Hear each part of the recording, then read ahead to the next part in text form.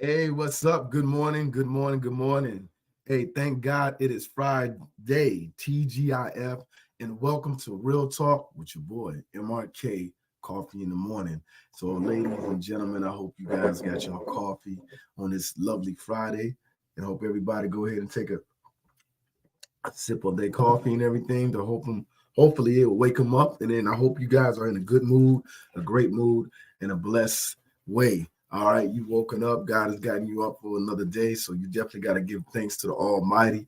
Hey, I'm your boy Martez Raphael Kirkland, and welcome to my podcast, Real Talk with MRK Coffee in the Morning, where we we discuss about anything and everything. We're transparent, we're open, and we're honest, and I give you my perspectives and my opinions, and we have some fun here. I hope you guys tune in Mondays through Fridays, 10:30 to 11:30, YouTube, Spotify, Facebook, and Instagram is my streaming platform. So make sure you guys catch the show. Make sure you go ahead and click that button, click that like button, click that subscription button on YouTube, like the button and share it on Facebook, share it and like it on Instagram, y'all. Hey, so we're going to go ahead and get started.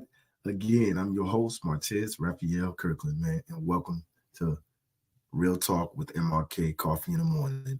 Man, you know, every day we do the morning inspirations. All right. I believe doing the morning inspirations, what it does for you, it allows you to start your day off right in a positive manner, and a positive mindset.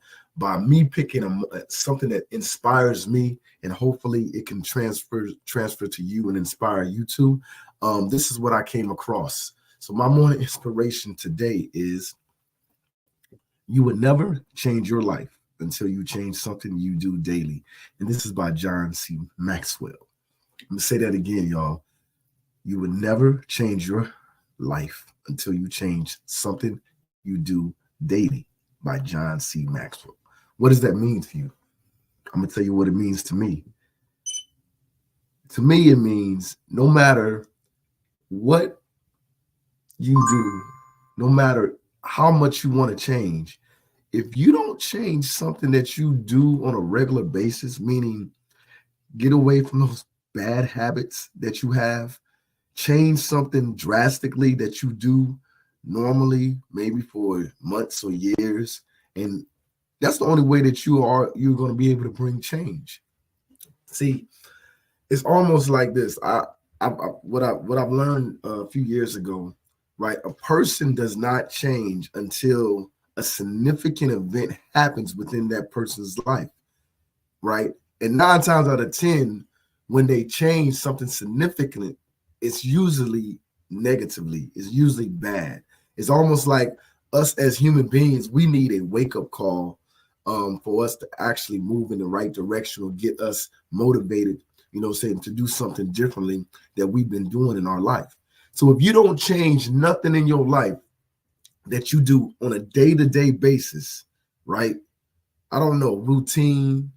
I don't know, you got a bad smoking habit. You have to drastically take something that you do every day and stop doing it and move on to be able to change, hopefully for the better, right?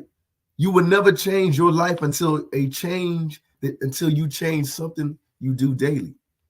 So something that, because we all about positiveness, right? Something that you probably do daily, right? If you don't go to work early, right?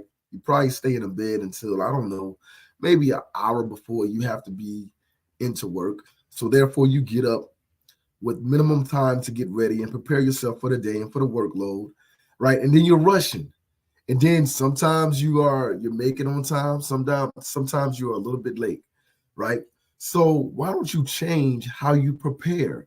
Why don't you change the fact that you get up so late to prepare to go to work? Get up a little bit early.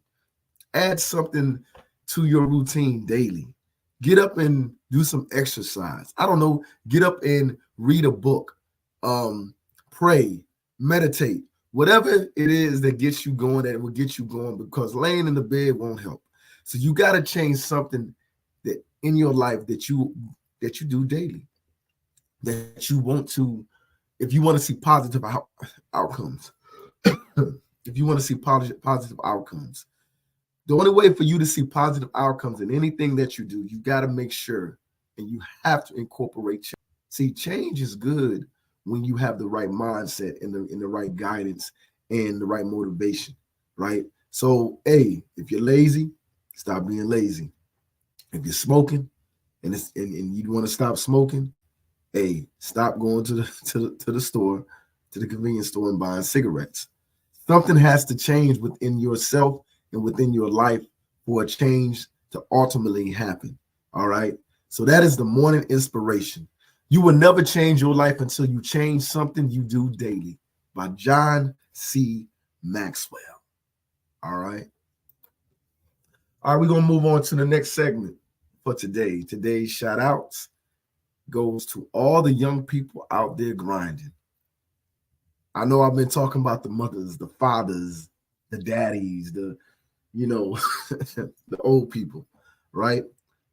And I don't want to forget the young people. And I know I'm an older guy, man. I'm 45 years old, and I talk about the generation and everything, but I want to let you guys know that you do not go unnoticed. We understand that it's a different world that you guys live in. And I want to give a shout out to all the young people out there grinding, trying to make something of their lives, in college, going to school. If you're not in college, you're out there working, trying to provide for yourself, trying to get that promotion. If you're an entrepreneur and you have, a businesses or a business that you're trying to, get up and going, and you're struggling, but you're still grinding, you're still staying in the fight. This morning, I want to shout out each and every one of you to let you know that we are seeing all the things that you're doing. We understand the grind. We understand the hardships that you may go through, the bumps in the roads that you may have to hit and try to go through or go over. We understand that. So this shout out today is for you. Don't stop your grind. Don't stop pursuing your goals, your aspirations. Continue to push forward. Don't allow anybody to tell you that you cannot do it. But I want to leave you guys with this too, as I shout you guys out. Ensure that you're doing things that are positive. My mother always told me this: as long as you do things the right way, God will bless you. Now, it may not come when you want it, right? What the old saying, it will come in time. It will come on time. All right. Don't get too frustrated because where you at right now is not where you want to be. Don't get too upset with yourself or maybe others because you're feeling that you're failing. As long as you keep trying, you will never fail. Right? Understand this, the life in this world that we live in, tough times will come. It's about how you prepare yourself for it. Or it's how you bounce back from the hardship and the mistakes. That's the true testament of a person, of a man. See, it's not when it happens. What are you going to do after the fact? Okay, you didn't land that business deal. Okay, your clothing line is not selling the way that you thought it would be selling. Your music that you're pursuing, nobody is maybe hearing you, or you haven't signed that record deal, or you haven't gotten the followers, the viewers, that needs to see and hear your music. Don't let that stop you. Those are called roadblocks. And if you understand anything about roadblocks and traffic and driving, where there's a roadblock, there's a detour. So sometimes you might have to come off of the road that you thought that you needed to travel to take a detour to get to where you need to go. So young people, stay motivated, continue to progress, right? This is the quote that I made. This is nobody else or a slogan, however you want to put it. Progression is the only way. Stay focused, stay motivated. Your progression is the only way. I came up with that when I was in the Army because being in the Army is very competitive. You know, they're always telling you that you got to do this, you got to do that, and you continue to always try to pursue to get better as whatever job title that you have, whatever position that you're in. You know, it's a competition. You're working. You have your, as when you become an NCO, you have an annual evaluation that you get, and all of it is geared to when it's time for you to get promoted, especially when you hit the level of E6 Staff Sergeant and to become a senior non-commissioned officer, E7, which is a Sergeant First Class, Master Sergeant, and a Sergeant Major. And then you got the officer's rank, right? It's so competitive to try to do the best that you can within a job or the position that you hold. And it becomes hard. Sometimes you don't get rewarded. Sometimes you don't get promoted when maybe you think you should, or maybe you do deserve it. But you got to continue each day and every day to keep progressing, because if you harp on that, guess what? You will never make it. You will never obtain those ranks. You will never obtain the responsibility in the positionings that bring privileges, and they warranted the respect level from your superiors, your peers, subordinates, and peers. So, hey, I'll tell you this: as me, Martez Raphael Kirkland, I'm going to tell you, each and every one of you young people, hey, keep striving, keep pushing, stay focused, stay motivated.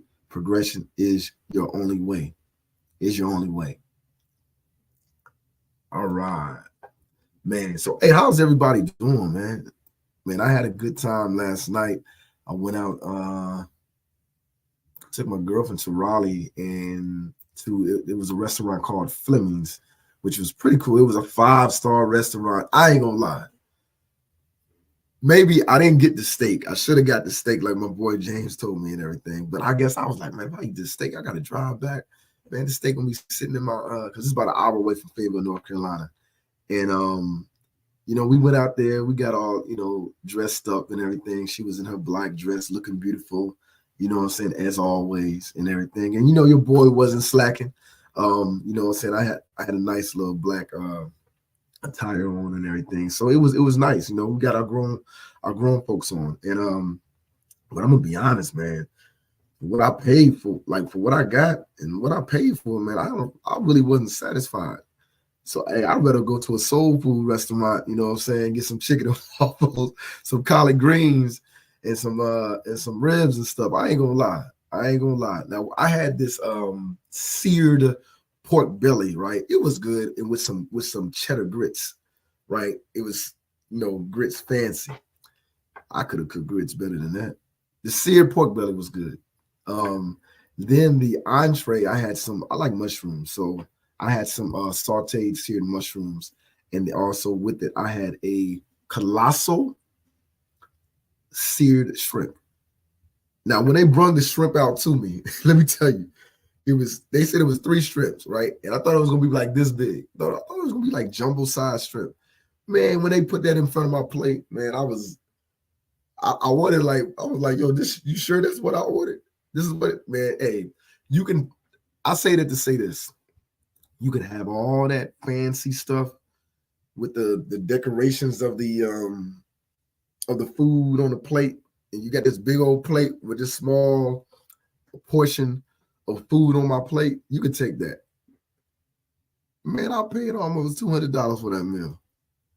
I ain't gonna lie. And the only thing that saved me from being really upset was that it was my girlfriend. It was her birthday, and we was there to celebrate her life and just have a good time. Just have a good time and everything. So I was just like, whatever. It is what it is. But hey, these 5-star restaurants out there, if you guys are like that one, I'm good. Hey, I am good. Hey, I'm telling you, you can call me a boy. He's so black. Hey, I am. Hey, give me a nice buffet, all you can eat. As long as the place where we eating is a grade A, sanitized right, and the food is good. I'm good with it and everything. So I'm telling you, man, even if I come into some money, I'm still not eating in those type of places, man. You can have that. You can have that. And I'm gonna be honest, man, it was ourselves, it was two other black couples in there, and the rest of them, that's a whole nother day to talk about that. And the rest of the what you call it, the demographic of the individuals, the ethnicity of the individuals, they were Caucasian, they were white people. I don't know. I don't know if they're white people with money, but it was me and maybe I'm over exaggerating or over assessing this, but the black people, the black couples, we all were in the same area. We sat in the same area. Is that a coincidence?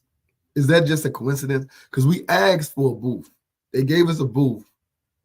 And I know we passed a bunch of booths and they put us all next to this other black couple. I'm just saying, man, real talk. I didn't tell my girlfriend that, but I did. I was like, man, I don't know why are we all in the same general area. I'm just saying. But hey, let's keep it moving. Let's go to the current events. All right. Current events. We're gonna talk some sports. Absolutely, we're gonna talk some sports. And you know, I'm a basketball fanatic, so I definitely love basketball. So that's why let's talk about the All-Star voting. All right. You guys know they voted for they already voted for the stars. The starters and everything for the East and West. Last night they came out with the reserves. I don't know how you guys feel about the reserves, but you know, did anybody get, you know what I'm saying? What is it? What's the word for did they get sniped? Did they get snipped? Should they been in the All-Star game on an All-Star team? And I believe the reserves, man. Who was the reserve? Let me pull it up right quick, so because I can't remember right off the top of my head. All right, here we go. All right, so just to go over the starters, right? The NBA All-Star game for the West. Of course, it's LeBron James. He was the number one vote getter, all right, in the West, which he's the team captain. All right. And you know he eclipsed Kareem for the most All-Star games, right? And then it's Luka Doncic. Then it's Kevin Durant, Shai Gilgeous-Alexander from Oklahoma City. Then it's Nikola Jokic. All right, so those are your starters. So the reserves for the Western Conference All-Star game. The reserve is Devin Booker, Stephen Curry, Anthony Davis, Anthony Edwards, Paul George, Kawhi Leonard, and Carl Anthony Towns. So I'm like this. You know, LeBron James and Anthony Davis, right? I believe the Lakers are in like the 8th, 9th, 10th place or something like that. They circle around that area. They got 2 All-Stars in there, right? And I know, okay, the Clippers seem like they're doing pretty well. Minnesota's doing well. They got 2 All-Stars in there with Anthony Davis and not Anthony Davis, but Anthony Edwards and Carl Anthony Towns, right? Then we got I already said the Clippers. They got Kawhi Leonard and Paul George, and Devin Booker and Kevin Durant. That's 2. But you cannot tell me that the only one from Denver, the only All-Star from Denver is Nikola Jokic, and I believe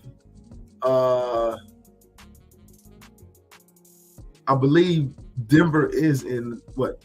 Denver is number 1 in the West, correct? So let me make sure. Let me see.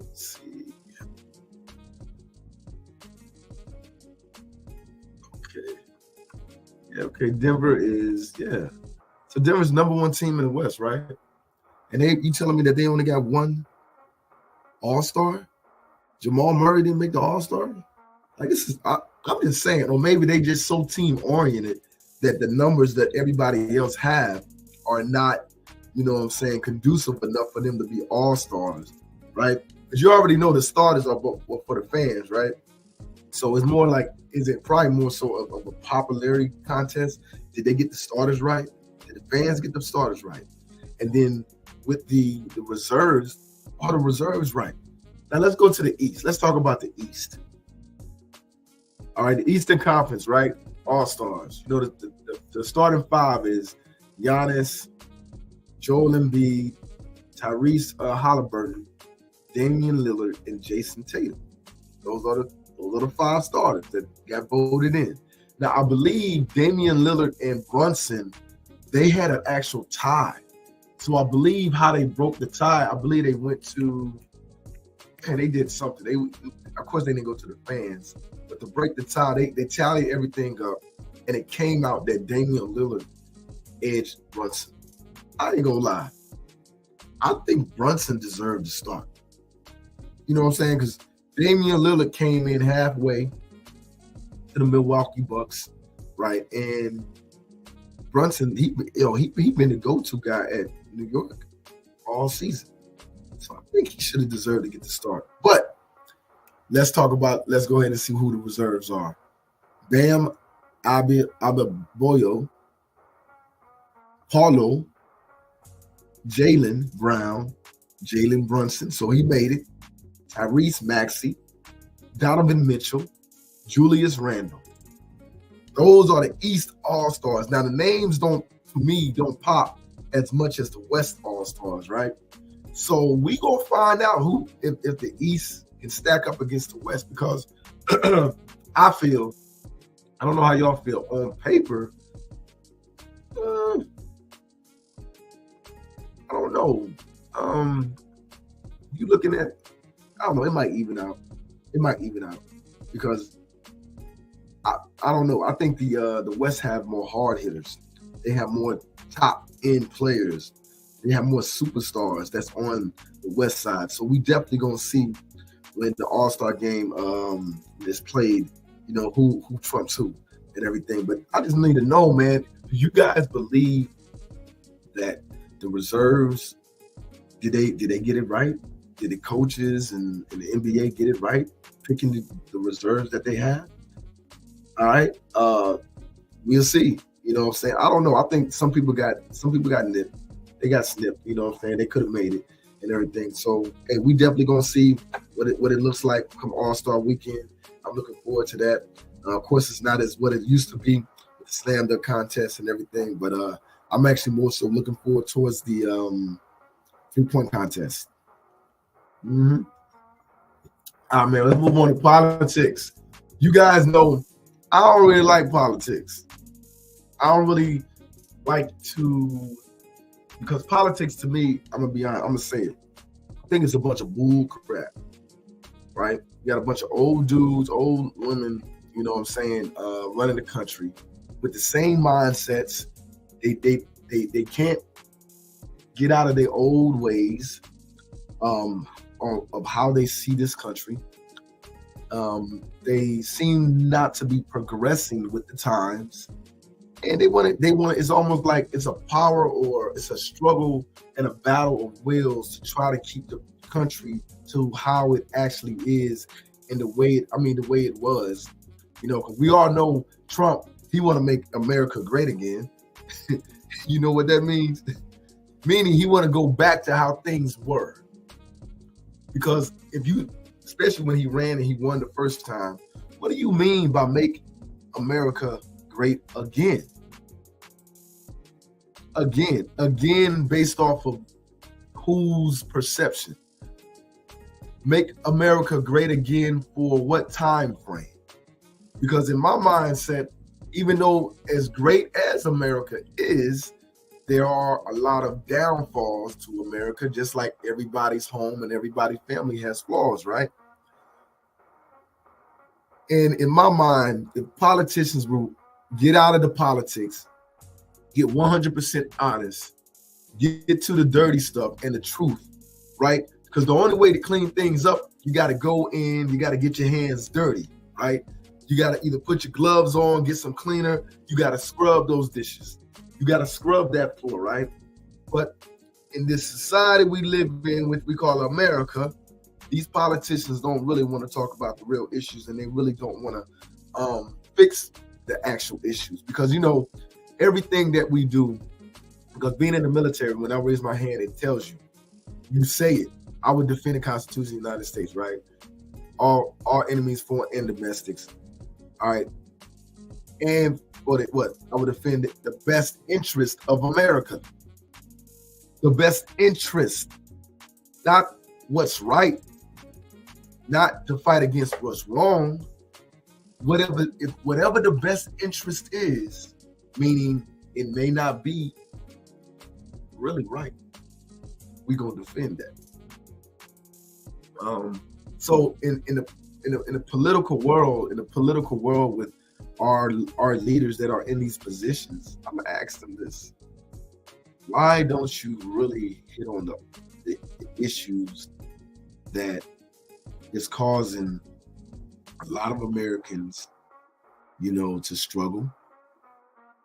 Hit on the issues that would help a lot of families be in more of a better financial situation. The education system, how they implement these policies and these things and all this stuff that don't even do any type of justice or move the needle when it comes to the education system in America. As you know, in certain environments and demographics all over America, the level of education and the quality of education is so different, right? It's so different. How money is allocated, how funds are given to who and where. We a lot of people go on in life in this world that we live in thinking that everything is the same for everybody, but the reality that it's not. Everybody is not given us the same even playing field, right?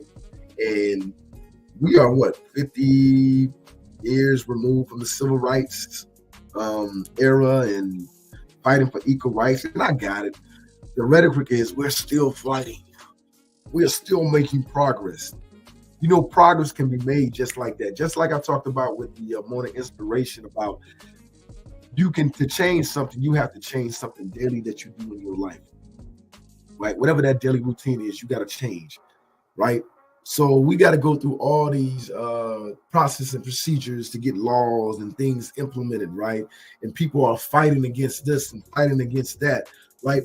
They say they fighting against the money in the budget, but America, we're already in debt, trillions of dollars, right? So what is another $1 trillion, right? We are in debt. We owe other countries. So why can't you, in my mind, allocate funds to certain area? I'm talking about just you can fix it with the snap of your finger. And y'all like, man, who is he? He don't know.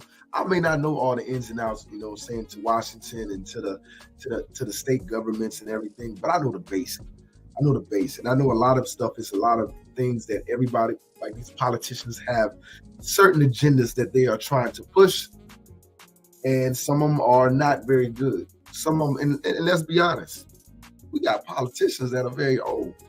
We got people that are running for offices that don't like you and me. They don't like my color. They may not like the other person's color, because each and every one of them are human and have their own hidden agendas. Like Trump, shoot, Joe Biden, all these politicians, man. At the end of the day, man, do you really believe that they are 100% genuine and sincere? I mean, let's talk about it. The great black hope, Obama. Do you really believe everything? He was a politician, even though he was the black politician and the black president. He was or is a politician. He has been groomed, has learned how to talk and how to persuade. The power of persuasion and influence. I'm gonna tell you, man, when I made it to the rank of E8 and Master Sergeant, right, what I've learned is, and yes, I could have made Sergeant Major, but I chose not to go that route. I chose to retire. I did 24 years and I was ready to go. When you get to that level of the military, man, it starts to get very political. It's all about the power of influence, right? the definition of leadership, right? You know, how can you influence others to get them to do what is either needed to be done or what you want them to do, right?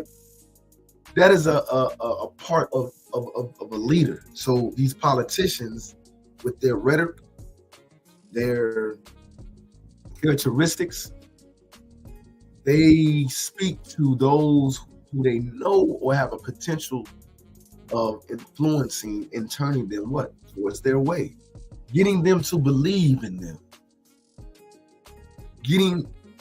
putting you in a position. And in some ways, it's a form of manipulation, right? It's a form of manipulation, the power of manipulation and influence and persuasion, right? That's what a salesperson is. You sell me anything, right? Tell me anything and sell me anything to make your sale and for you to make money off of me. But I'm gonna say this, man, in the political world, in the political sense, and politicians, if you out there and you listening, hey, I may not be 100% educated on everything and very versed in foreign affairs and you know, the trade and export and what's going on with that and all that stuff. And look, I don't need to. It's plain and simple to me. This is real talk. Help this country. Help the individuals that need to be helped. I guarantee you, and that is in my mind, it is just people, families, finances. If most people are in a situation to be able to have generational wealth, be in a position to be able to be financially stable, to be able to do things, this country will be in a better place. But you know, through the history, through time, and since man has been on this earth and there has been civilizations, there have always been classes. There have been poor, there have been rich, there have been people or middle class, they have been rich, and people of power that controls these things. How do you think taxes came about? If you guys really go back into high school, when they started to talk about in world history, they started to talk about civilizations and how they were formed and everything. That was the first part of how politics begin. I mean, come on, man. I go on and on about that and really deep dive into it, man. So I ain't no dummy. You know, you gotta be, politicians, I ask you this. Hey, really touch on the issues that need to be touched on. And I believe that is people. Being able to help people within their lives, with their families. And I think everything else you can kind of will fall in place. You know, I got it. We're trying to fight for these laws and fight for this hey, implement things that will help people financially. Money circulates, right? Because money can be what? As of right now, money can be what? Plenty. Of course, if you print too much money, then there comes inflation and all that good stuff, right? But money can be plenty. And I told somebody the other day, there's enough money out here in the world for everybody, right? That people don't have to be poor, struggling, families shouldn't have to go on without eating and don't know when they're gonna get their next meal, because money exchange hands. That dollar will rotate 360. The dollar will rotate 360 because once I pay whoever or I give money to you, guess what? That same dollar could end up right back in my hand. So there's enough money out here for everybody. But we just gotta find a way to implement things, you know what I'm saying, to make America great for the future, not again. We don't want to make America great again. We don't want to go back. I never thought of anything that you go back to is progression. So remember when this rhetoric and these quotes make America great again, what time frame are you talking about? This is 2020s. 2000, I mean, what? A 10-year span of when the economy was good. I mean, there's still racism. There's still discrimination. I mean, there's still police brutality. There's still gender, not equality, but, you know, they're coming along. They're trying to implement things. Come on. You meaning let's make America great for the future. Let's progress America to be great even better than what we were. Come on, man. Y'all gotta really think about when they say that. I get offended. Make America great again. We want to go back to the 80s, the crack epidemic, the drug epidemic. We want to go back to the 70s. When they took out the black, they was taking out the Black Panther. I mean, you want to go back to the 60s? Make America great for who? For us? For you? For who? I'm just saying, man. I'm just being honest, man. So, all right, man. Let's go to the world of entertainment. Now, I ain't gonna lie. These new rap artists that's popping up and coming up, right? I ain't really, abreast them. Then I really don't care because you know what I'm saying. I ain't gonna say old school, but I come from that '90s Nas. You know what I'm saying? That Biggie, Wu-Tang, and all that good stuff. Method Man. That's the era I come from, man, where they had lyrical creativity, substance, and the music was just flowing and everything. Yeah, I'm sorry, young people can't get with it. Y'all got a handful of artists, couple artists, right, that I can rock with, right? So this dude, what's his name? Blueface. Where's it at? I just found out who Blueface is. Don't laugh. He in some legal trouble. That's the dude that what's the name? The girl that he messing with, they got a kid by or whatever. She got his face tattooed on her face. She tripped. Right. So Blueface, more trouble for Blueface as he sits in the Los Angeles jail cell because a judge in Las Vegas wants him arrested and brought to Nevada for an alleged probation violation. So according to the new legal docs obtained by TMZ, a Nevada judge issued a bench warrant for Blueface's arrest for violating the terms of his probation. In case you forgot, Blueface is also on probation in Nevada as part of a plea deal he cut in his Vegas strip club shooting case. As we reported, Blueface received a suspended sentence in that case, getting hit with 3 years of probation, no jail time if he kept his nose clean. He also had a 2 to 5 year underlying sentence, meaning the probation violation could get him locked up for a few years. Now, in terms of what exactly he allegedly did to violate his probation in Vegas, besides getting locked up here in Cali, of course, which usually do the trick, right? His attorney spoke on it in a local media outlet and cited something else. Simply, prosecutors are eyeing. So they truthfully didn't reveal. So they just said Blues lawyer Christina Wild Veiled told 8 News. Now, the alleged probation violation relates to cell phone video from a Utah performance last December, with the footage appearing to show Blueface bringing a woman on stage and telling his fiancée to get her as she attacked her. It shouldn't be too hard for law enforcement to track Blueface down. Like we said, he's currently in custody in the men's central jail in LA, where he's been for weeks. Now the result of a separate probation violation for an assault case here in Golden State. My man Blueface, it seems like he in a world of trouble. Nevada and Los Angeles, Cali. See, it just seems like these rappers, these stars, man, they think they above the law. Like I said, man, I'm not really a fan. Don't know the dude, don't know the kid. I just know, man, old girl got she got his face tattooed on her face. Is she stupid or something? Why? But my man, hey, you know how they got that money. Maybe his lawyers to get him out of that. But he said if he violated his probation, right? He got arrested in Cali because he violated his probation. So now Nevada law state wants him. So if he comes to Nevada, then be prosecuted for the violation of his probation. My man is in a world of trouble, man. I don't know how he gonna get out of this, man. Maybe, I don't know. Maybe the money gonna talk. I don't know. Maybe they're gonna pay somebody off. Maybe they're gonna get him they're gonna add on to his probation. But I believe he's gonna do some jail time. Whether that's a few months, you know how that goes. They give them a year, and then they for good behavior, I don't know what is it. They give them time served and all this stuff, man. So who knows? Who knows? Who knows? All right. Well, hey, that is current events for today, for Friday. We talked about sports, we talked about politics, and we talked about the world of entertainment. Let's go on to this right here. This is what all y'all been waiting for each and every day. What I do here on Real Talk is I give you a hot topic of the day.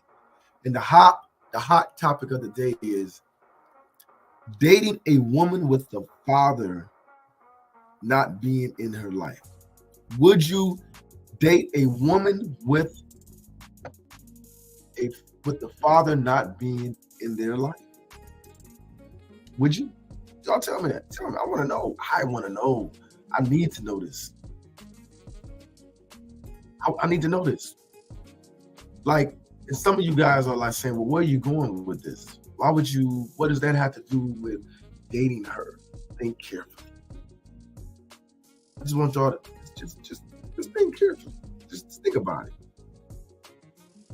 Dating a woman with the father not being there in her life. Make you think, right? I'm gonna be honest. Through my experience and my past history of relationships and my broken marriages, I'm gonna say this. Don't take me wrong. Those that if it offend you, I'm not trying to offend you. I'm just speaking real, honest, and giving my own perception and opinion. And I'm speaking about me. I would not marry a woman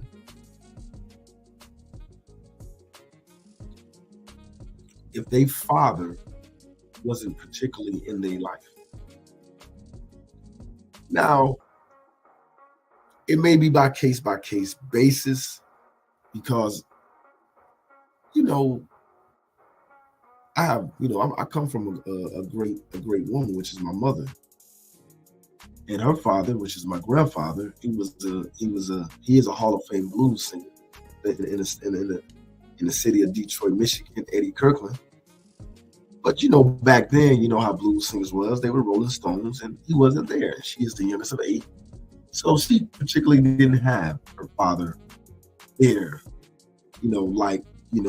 I think a father should.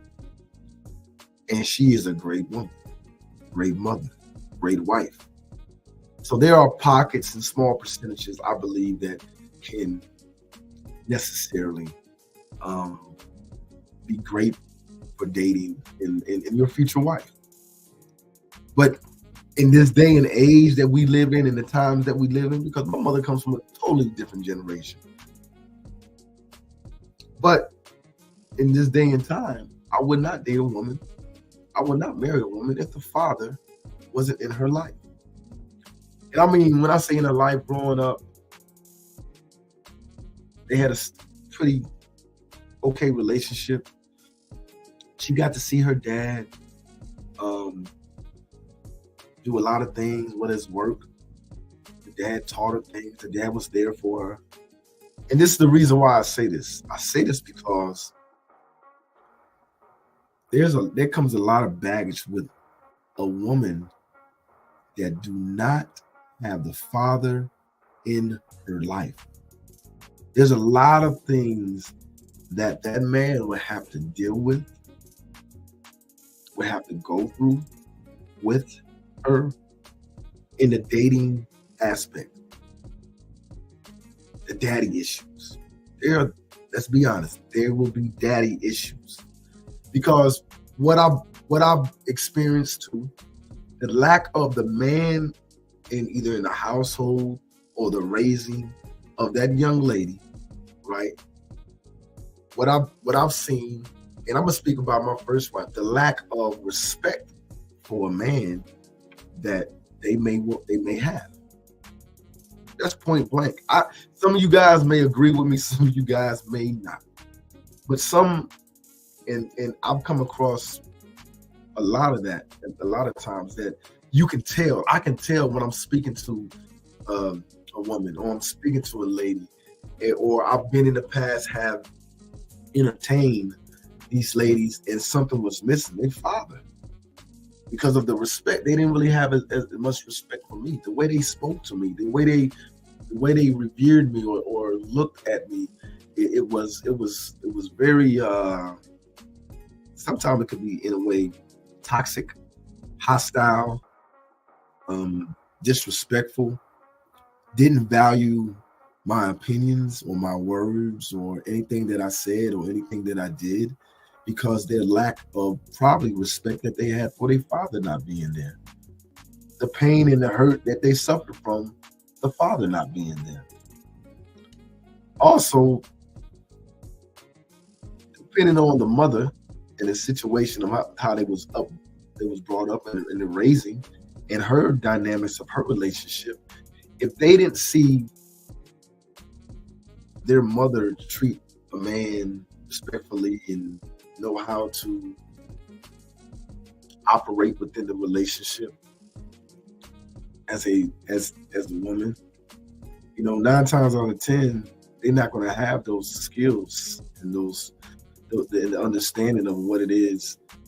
I say to be with a strong man, a man of conviction, a man that stands on something, a man that has morals, and a man that has a strong foundation of who he is.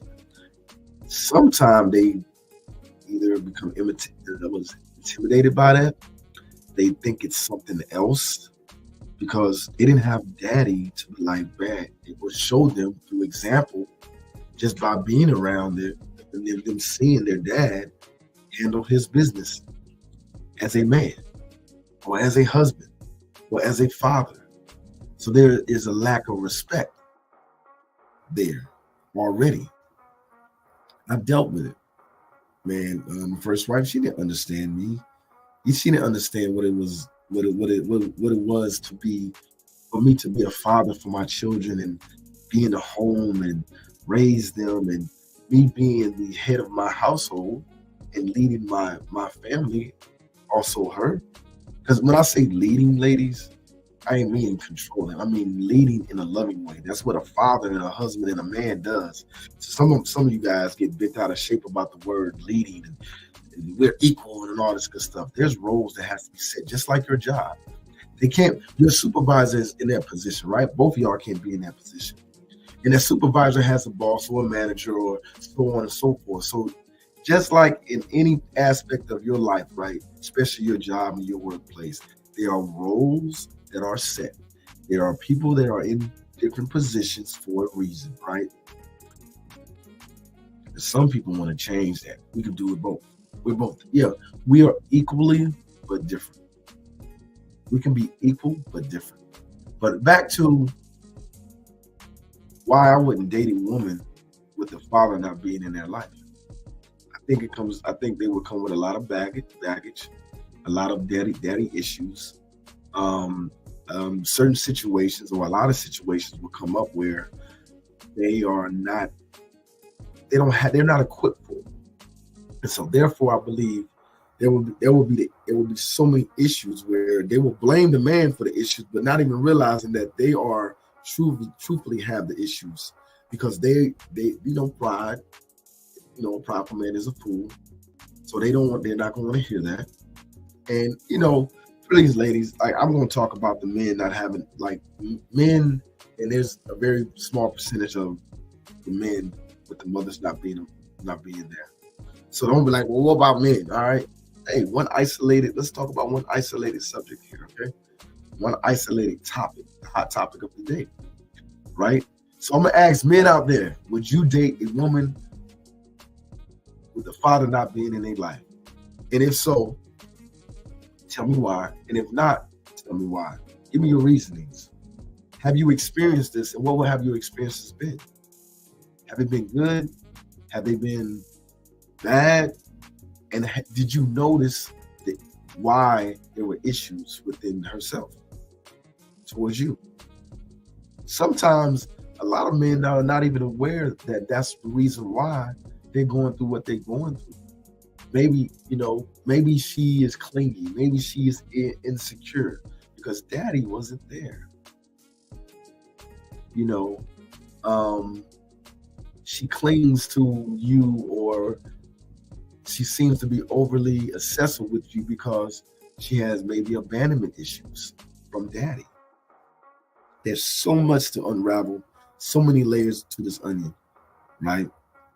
And I think that's a topic, a discussion that I think each and one of you guys should have. So if you meet a woman and daddy wasn't around, ask her, like, hey, what was the relationship between you and your father growing up? Do you talk to your father? Is your father in your life? Ask those things. Ask those things. Ask them. But that's the topic, the hot topic of the day. Dating. Would you date a woman with a father? With your father not being in their life, with their father not being in their life? All right. Ask yourself that question, man. And women, ask yourself this. Go back and reflect on some of the relationships. Is some of the issues you have probably came from daddy not being there? I'm just saying, just bringing up a valid point, a valid question. That's all. All right, let's move on now. Next segment, man. We're gonna go. Hey, yesterday I forgot. It is Black History Month. All right, February 2nd. Yesterday was the start of Black History Month, and each day of Black History Month. This is a leap year too, y'all. I'm going to dedicate a segment to a historical fact. Do you guys know who the first Black millionaire, or one of the first Black millionaire was? As you can see, Madam C.J. Walker. Madam C.J. Walker. All right. So let me give y'all a rundown on Madam who she was. Madam C.J. Walker, 1867, right, to 1919. She was the first Black woman millionaire in America and made her fortune thanks to her homemade line of care products for Black women. Born Sarah Breedlove to parents who had been enslaved, she was inspired to create her hair products after an experience with her hair loss, which led to creations of the Walker system of hair care. A talented entrepreneur with a knack for self-promotion, Walker built a business empire, at first selling products directly to Black women, then employing beauty culturalists to hand sell her wares. The self-made millionaire used her fortune to fund scholarships for women at the Tuskegee Institute and donated large parts of her wealth to the NCAA, the Black YMCA, and other charities. Madam C.J. Walker. Woo! I'm telling you, man. Hey, Black people, you definitely got to be proud of Madam C.J. Walker, man. She became the first Black millionaire, first woman Black millionaire, and I believe they made a movie about her. Right? If you guys don't remember the movie, go ahead and check it out. I can't remember the exact name of the movie, but go ahead and check it out. Pretty dope information and movie to see how she came up and manifested that to getting to where she was as far as with the Black hair products and stuff and everything. So just one person of our Black heritage that did great things, for America. So hey, give a shout out. It is Black History Month. And hey, each and every day we're gonna come here and we gonna talk about some Black history. I'm definitely gonna give a shout out to all the Black people that have done some inspirational things and things that have got to move this country forward. Hey, she came up with the Walker system, right? So I'll just give you some facts, right? Some more facts about Madam C.J. Walker. Walker was inspired to create hair product, right, for the Black woman after scalp disorder caused her to lose much of her own hair. She came up with a treatment that would completely change the Black hair care industry. Walker's method, known as the Walker system, involved scalp preparation, lotions, and iron combs, her custom pomade, and was a wild success. While other products for Black hair, largely manufactured by white businesses, were on the market, she was different, right? And how she was different, hers by emphasizing its attention to the health of the woman who would use it. She sold her homemade products directly to Black women using a personal approach that won her loyal customers. She went on to employ a fleet of saleswomen to sell the product whom we call beauty culturalists. Beauty culturalists. So in the movie, it depicts this too. So whenever if you haven't watched it, go ahead and pull it up. I'm telling you, man, it's a great movie. It depicts everything that I just talked about with Madam C.J. Walker about her journey and with her hair business. Really dope, man. Really dope. Good coffee, man. Good coffee, baby. Coffee in the morning with your boy MRK. I'm dreaming big, y'all.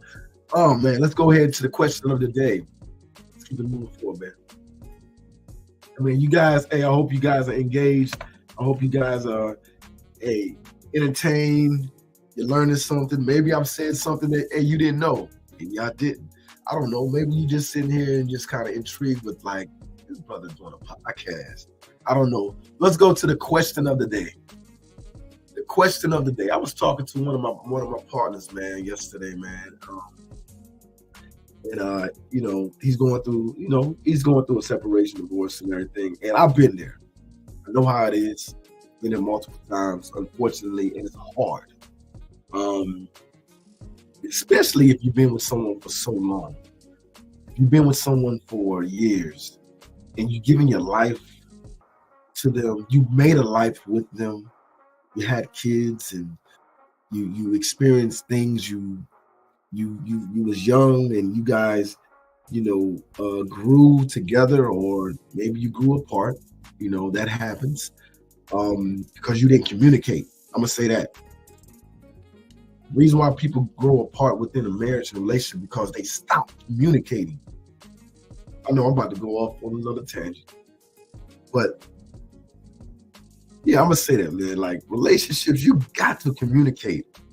So I hate when people blame one person, like it's his fault or it's her fault. No, it takes two to tango, regardless of if you haven't maybe done something that was outrageous, but it's still your fault. You still have fault in that, because when you choose your person and you choose your mate, it is your discernment, your choice, and guess what? You have to live with the consequences of the individual that you choose. Whatever goes wrong with it, guess what? It's on both individuals, right? Within relationships and within marriages, right? And the reason why they break down because you stop communicating, or you don't know how to communicate, or you never learn how to properly communicate with one another, right? The way you talk to each other, and it's on both sides. And I'm gonna say this: if you allow one person to talk to you a certain way that you didn't like, and you allowed it, it's your fault. You got to show people how you want to be treated, including your spouse, the person that you love, the person that you marry, the people that you surround yourself with. You have to demand the respect. You got to teach them and show them, like, this is how I want to be treated. So yes, it is your fault because you didn't communicate effectively with them or to them. And you can't, and guess what? If you never say anything about it, and they gonna continue to do the same thing because they think everything is okay. And then until at the end, and then you be like, I ain't like this, and I ain't like this, and you this. Wait a minute, we've been together for 10 years, and you just now telling me this? And you so irate and upset and mad, and now you want to walk out on me and everything. Hold up, you didn't even give me the opportunity to make the change. Because if we say we love each other, guess what? That's what relationship and marriage is about. It's about being able to compromise and being able to make changes within yourself in life that will better and help each other in the relationship. So I say all that to say, you're married for 10, 15, 20, 30, 40 years, right? And say your relationship just goes, the bottom falls out. You come in, your husband come in and say, I don't want to be with you no more. Your wife come in and say, I don't want to be with you no more. Caught you off guard because maybe you wasn't expecting it. Or maybe you wasn't seeing the signs, right? You didn't read your spouse right. You wasn't listening, right? And now they're ready to go. So now you're stuck with starting over unexpectedly. So that's going to be put you in a world of hurt, a world of pain, and just not understanding, what's going on, trying to put everything in perspective, because you built your life with this one person.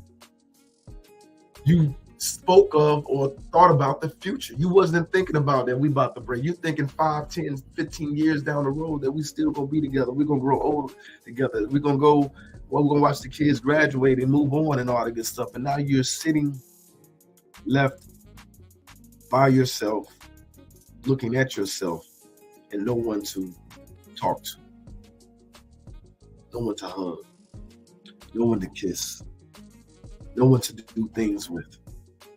Now you find yourself trying to find out, well, who am I? And I say this, can you really be alone by yourself? Because there's a lot of people in this world, guess what? They feel like they have to be with someone. They feel as if they need someone at all times.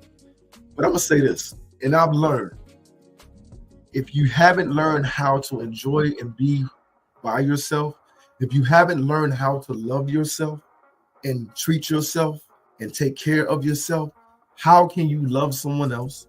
How can you take care of someone else?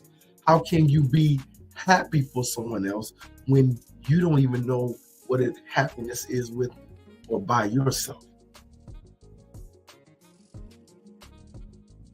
I think that's what a lot of us fail with, because the world and society has taught us, as we grow, we leave home, we go to school, go out into the workforce, we meet, we date, we fall in love and lust over, men and women and everything. And then we get into relationships and we get married at early ages. And even at an early age, and that's all good, because we got people that's been married for 20, 40, 30 years and 50 years, and that's great. It sounds great. It sounds beautiful. But they've never really gotten to know who they were. They jumped into a marriage because of the natural humanistic ways of us lusting over each other and being attracted to one another. So you're intimate, and then you have kids and you marry and stuff. And it was all before you got to know yourself. It was all before you knew who you were. I got married at 20. I was about 21 years old. I didn't know who I was. And I'm telling you, I got married, man, because she got pregnant. I was with her. It wasn't a one. We were together. We were living in a little 1-bedroom apartment and all this stuff and everything. I didn't know what I was doing. I was just a young kid, young boy that was just nose wide open and everything. And to be honest, I was doing things I ain't had no business doing. That's what we get caught up in. We get caught up in the temptations of the body and lusting. So therefore, what we actually are feeling is artificial and not really real, because we really don't even know ourselves. We don't even understand and know how to love ourselves and what we want as a man, young man, or a young woman. So therefore, we jump into a situation that we ain't even ready for. You don't know how to love this young woman. You don't know how to love this man. And 9 times out of 10, men, guess what? We are what? We're immature. We don't got it together yet. We still trying to figure it out. We got a wandering eye. Unless you are in that, I guess, 1%, very mature and everything. I don't know. We don't understand getting into a relationship, and when you marry, what it is. You understand? It says, "To death do us part, in sickness and in health, for rich and for poor." I was talking to my girlfriend about that, man. Like, do you understand what we say when you say those vows, or you just say it, or you just do it just to do it because it is the thing to do, or I hate the fact, and it probably goes against the faith and religion, but I don't know. I hate the fact that people believe, once you get someone pregnant or you have a baby, that you have to marry them. Sometimes that makes things worse. 2 young people that have a child that don't even know how to parent, don't have no type of parenting skills at all, that are getting together don't know themselves, two different individuals, right? They're still growing and learning and everything and changing each day, right? Get together, don't know how to effectively communicate, get together, right? And then they wonder why the marriage or the relationship goes wrong. Let me tell you this. If you don't think that you get married at a young age, or you get married to someone without knowing yourself and them knowing themselves, you don't think that there's not going to be any issues? There's going to be issues. There's going to be issues. There's going to, and I'm not talking about small issues. There may be issues with, quote unquote, we call it cheating. There may be issues financially. There's going to be issues on how do we raise these kids. She want to raise them differently. You want to raise them differently. You come from a different background. She come from a different background. So now there's a fight. It's fighting over kids. The three top reasons that people get divorced and relationships don't work is sex, money, and kids. If the money ain't there, guess what? The relationship is, guess what? It is stress. If the money ain't there and the relationship is stress, guess what? The intimacy is not there. And then don't let you guys, guess what? Don't let you guys start fighting over the kids. Because you start fighting over the kids based off, well, I want the kids to do this, but I don't want the kids to do this. I want us to do that. I want the kids to wear this. I want the kids to learn this.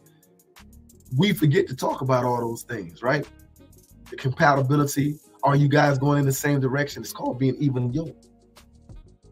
So maybe we need to slow down on. It's kind of hard to, I can slow that down. Hey, people, don't get married so young. Find out who you are. Learn how to be alone. Hey, people, guess what? If you, God forbid, because God do not like divorcement. I know God don't like me, but I ask for forgiveness each and every day because I have been divorced. But guess what? If you go through that and you split, you can't jump back into another relationship. You got to learn yourself. You got to grow as a person. You got to find out who you are at that time, at that day and age. There's another journey that's going to take place by you finding out who you are. Because this whole time you have been connected to another individual, and everything that you have done is with that person, not just solely yourself. So don't be afraid to be alone. Don't be afraid to be alone. With being alone comes great reward. You find out who you are. You grow probably even more. You're able to heal, and you're able to put yourself in a position when the time is right that God see fit to put somebody in your life to be strong, stable, financially, mentally, spiritually, and emotionally for them, to know how to love them, to know how to treat them, because you know how to love yourself and treat yourself, and you know what it is to love. See, two types of love I think is the greatest. Self-love, the love of God, and self-love. You came in this world by yourself. You're going to leave by yourself. Learn to love yourself, people, first before you jump into something. Learn to love yourself. Learn how to be by yourself. And that's all the for the question of the day. Man, we've been here. We've been chilling. We've been talking. We talked about a lot of different things today on this TG. Thank God it's Friday. I messed that up, didn't I? You guys, I hope I was able to share some things with you guys that maybe open and broaden your perspective on some things. I hope it was entertaining. I hope it was engaging. Hey, go and ask yourself those questions. Go and ask yourself these things that we talked about.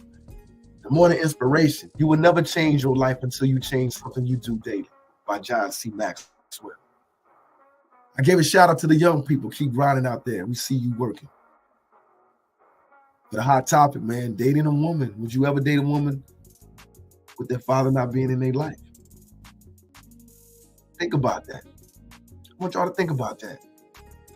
And understand the second day of Black History Month, the first Black millionaire, woman millionaire, Madam C.J. Walker, right? Go ahead and, hey, you can continue to read about it. Go ahead and look her up, Google her, and everything. Information is out there. And the question of the day, ask yourself, can you really be alone by yourself? All right? Before you get involved with anybody, love yourself, love God. I'm Martez Raphael Kirkland.